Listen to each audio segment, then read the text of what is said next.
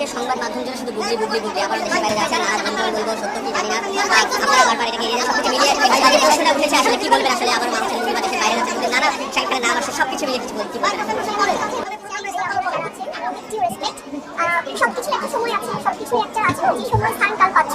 আজকে আমরা এখানে এসেছি, সো এখানে আসলে কথা বলাতে খুব সেন্সিটিভ হয়ে যায়। সবাই আপনারা যারা আছেন সবাই আমার পরিবার, সবাইকে আমি অনুরোধ করবো সবাই আমাদের আমাদের দেশে অনেক রকমের নিউজ হয়, অনেক কিছু হয় কিন্তু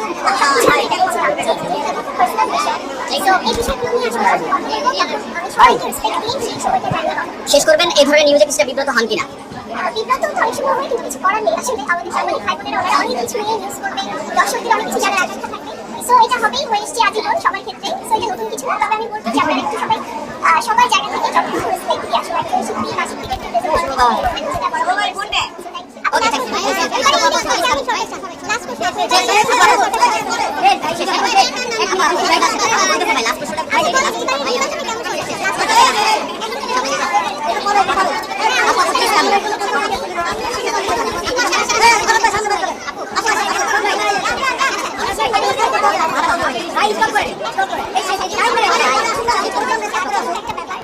আমি অবশ্যই চাই জানি না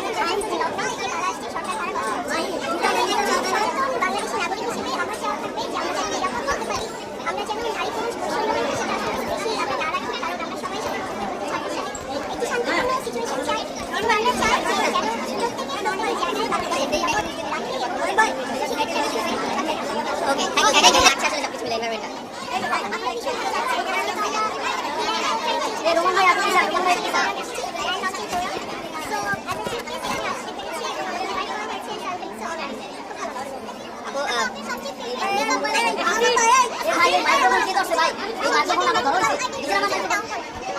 সবচেয়ে ফেভারিট মেকআপ আর্টিস্ট আপা। আমি লিটারালি আমি খুবই মিনিমাল মেকআপ ইউজ করি সবসময়, কিন্তু আমাদের প্রফেশনের জন্য আজকে আমরা মেয়ে সবসময়